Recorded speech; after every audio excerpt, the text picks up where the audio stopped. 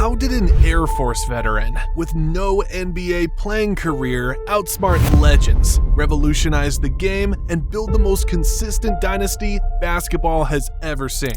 It's 1996. Gregg Popovich, a former Air Force intelligence officer, just hired himself as head coach of the San Antonio Spurs. He tanked one season and then won 50-plus games every year for the next 2 decades. The Spurs were worth $76 million when he took over. 3 decades and 5 NBA titles later, they're worth $3.8 billion. He coached against Jordan, Shaq, Kobe, LeBron, KD, and Steph, 5 generations of all-time greats. And he didn't just survive, he won. Pop built something timeless, a dynasty in a small market with no ego, no super teams, and no shortcuts. They called him grumpy, mean, boring. He wanted to stop, get the possession, and then run the play. But he became the most successful coach in NBA history, with 1,422 wins, 22 straight playoff runs, 5 championships, 1 losing season in his first 24 years, and the most respected one. And it just appears as if he's like this mean old man. And he is the complete opposite. Like, complete opposite. The nicest person you ever want to be around. He cares about people so much. And I was lucky enough and honored to have the opportunity to spend a summer with him and play for him.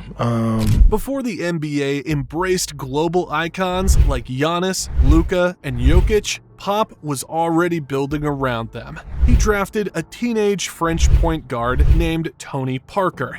He took a chance on an Argentinian lefty named Manu Ginobili. And together, they didn't just win. They helped ignite the NBA's international revolution. And at the center of it all was Tim Duncan. Quiet, loyal, brilliant. The player who matched Pop's intensity with stoic calm.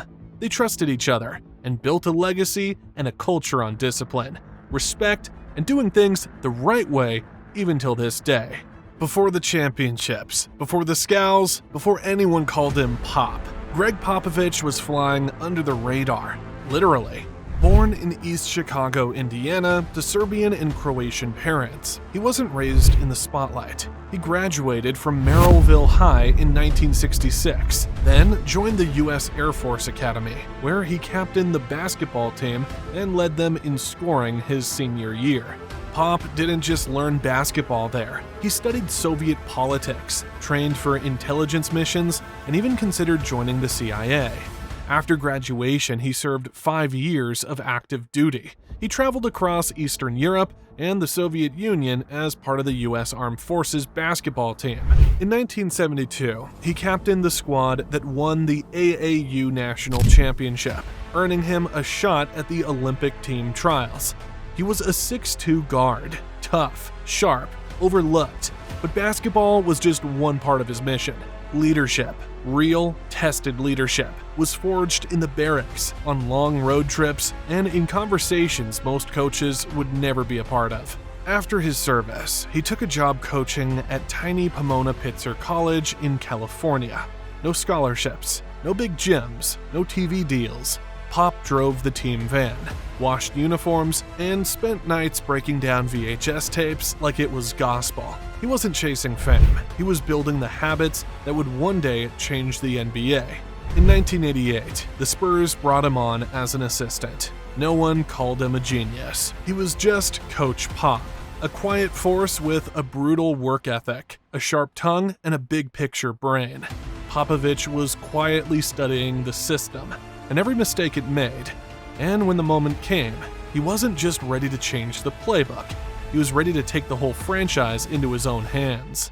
By 1994, the San Antonio Spurs were on shaky ground. David Robinson was a superstar, but the rest of the roster, inconsistent, injured, lost. The team had no identity, no vision, no future plan. That same year, the front office handed full control to a man who wasn't even on most fans' radar, Gregg Popovich, promoted to general manager and vice president of basketball operations. No big press release, no hype, just a military-minded assistant with a clipboard, a brutal work ethic, and zero tolerance for shortcuts.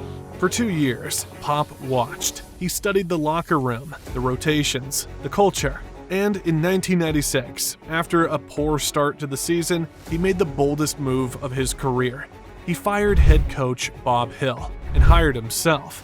No search committee, no interim tag, no permission. Pop looked around and said, "I'm the guy." It was bold, risky, some said arrogant. The media blasted him. Fans were confused. Even players weren't sure what just happened. Who is this guy with no NBA playing career, no rings, no filter? A D3 coach with a military background? Really? But Pop didn't care about optics. He wasn't there to impress anyone. He had a plan, and it started with something no coach ever wants to say out loud: losing. David Robinson was injured. The team was unraveling. Pop saw the writing on the wall, and instead of resisting it, he leaned in. The Spurs finished the season 20-62, one of the worst records in the NBA. And it was exactly what he wanted, because that losing record earned San Antonio something priceless: the #1 pick in the 1997 NBA draft. And with it, they selected a quiet 6'11" forward from Wake Forest, Tim Duncan. No drama, no ego, no headlines, just fundamentals, focus, and a relentless work ethic. Duncan wasn't a trash talker. He wasn't loud. He didn't chase the spotlight. And that's what made him perfect. He was Popovich's perfect match. Pop brought the fire. Duncan brought the calm. Pop challenged. Duncan responded. They didn't flex. They didn't showboat. They just won. Again and again. Together, they were about to change basketball forever. So how did Pop take one rookie and turn it into a 20-year dynasty? Tim Duncan wasn't just the right pick. He was the perfect foundation. From the moment he stepped on the court, Popovich saw something different. Duncan didn't chase stats. He didn't care about sneaker deals or highlight reels. He cared about positioning, timing, angles, the things most players don't even think about. And Pop, he loved it. Together, they started laying bricks. Quietly, relentlessly. Defense, ball movement, accountability. No drama. In 1999, just 2 years after that 20-win season, the Spurs won their first NBA championship. They weren't flashy, they weren't favorites, but they were disciplined, precise, unbreakable. It wasn't a fluke. It was the beginning of a system. While the rest of the league chased stars, Pop was chasing character. He didn't just want players who could hoop. He wanted players who could listen, learn, and sacrifice. And then Pop made 2 international bets that would redefine the franchise. In 2001, he drafted a 19-year-old point guard from France, Tony Parker. In 2002, he brought over a wild left-handed magician from Argentina, Manu Ginobili. Neither was a guaranteed star. Parker was too skinny.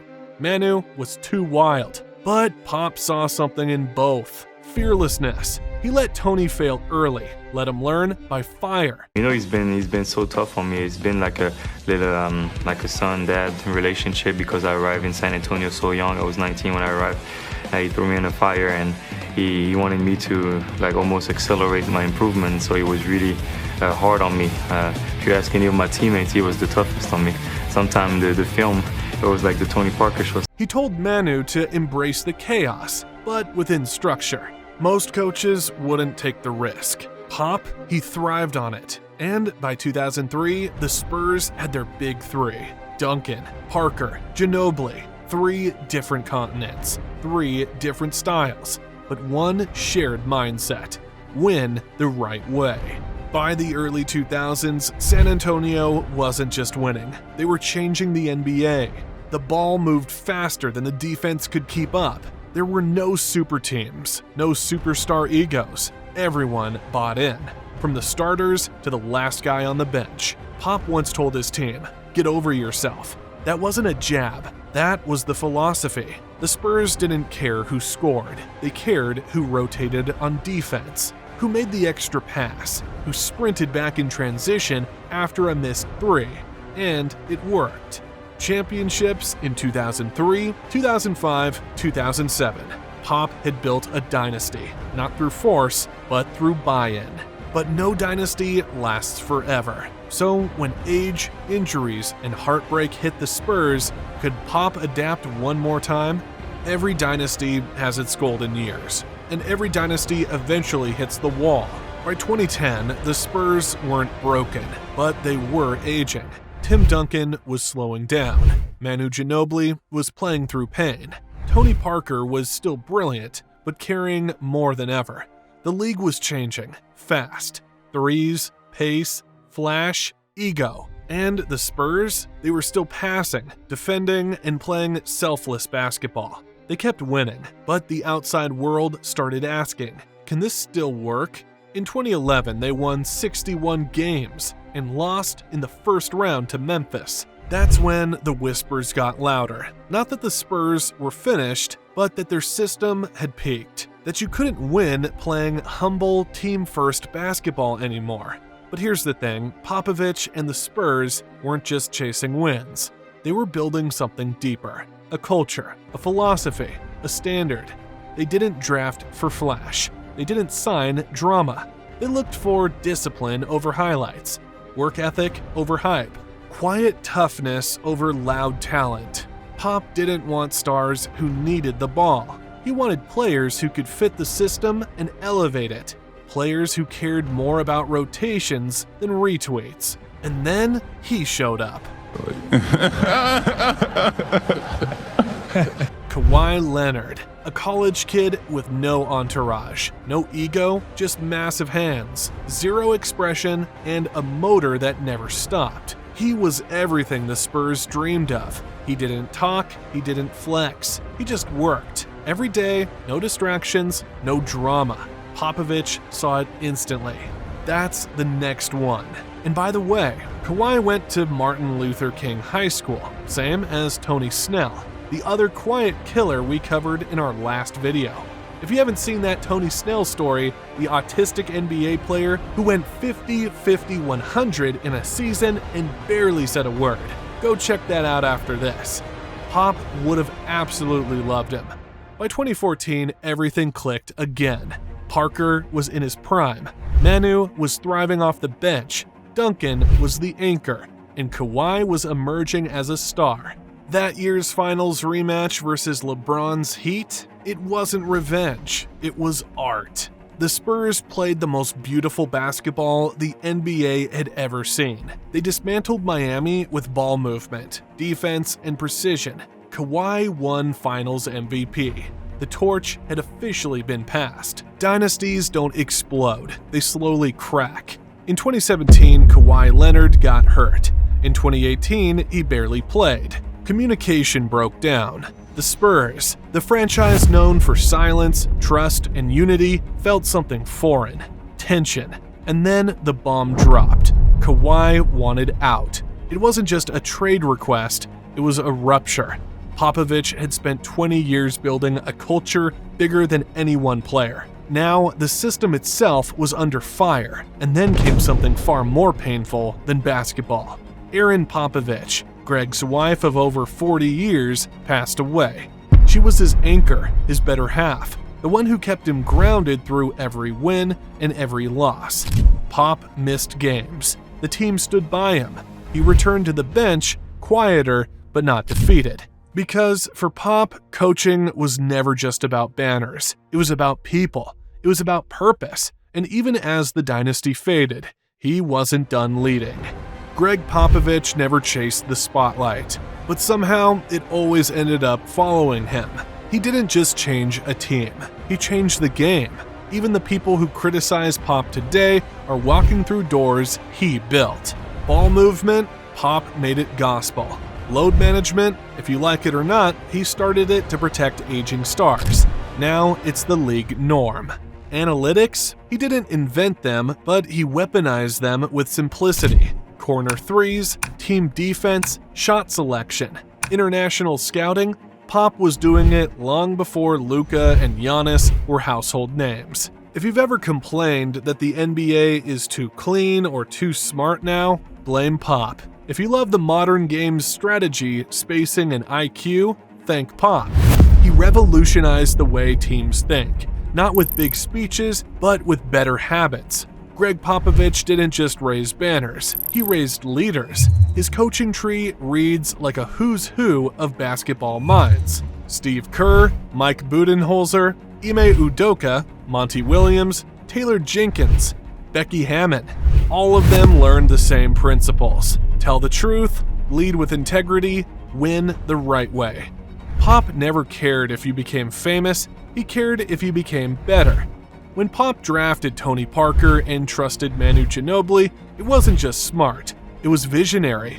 He saw the future of basketball. And it wasn't just American, it was global. Now, the NBA is full of international MVPs, and almost every team scouts Europe, Africa, Asia. Pop didn't just open the door, he kicked it wide open. At his core, Gregg Popovich was never about X's and O's. He was about people. I remember my daughter was sick, and my last year in San Antonio, and she went in the hospital, and Pop was like, don't come back until she's out of the hospital. I said, what? He said, don't come back. I don't care if she's feeling good, don't come back till she's out of the hospital. I mean, she got out of the hospital on a Monday. I was back at practice on a Wednesday. He's like, what are you doing here? I said, you said don't come back. I said, she's not out of the woods yet. Go home. Don't come back. I'm like, are you trying to get rid of me on the slide? He's like, no. I said, family is the most important thing. He wanted you to think, to grow, to take responsibility. He challenged reporters, pushed players, spoke his mind. He wasn't there to make you comfortable. He was there to make you better. As he once said, it's not about basketball. It never was.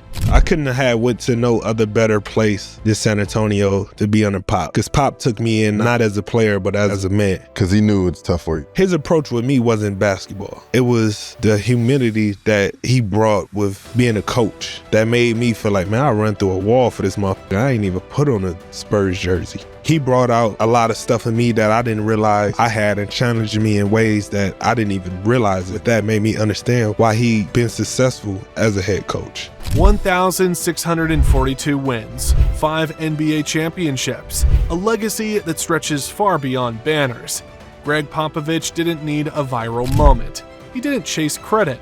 He just built a dynasty, then built a culture that outlived it. And in doing so, he gave the game something rare. A blueprint for greatness that didn't require ego. So, when the history books are written, don't just count his wins. Count the players, the coaches, the fans, and the future he shaped. Because Gregg Popovich didn't just master basketball, he elevated it. Thank you, Gregg Popovich.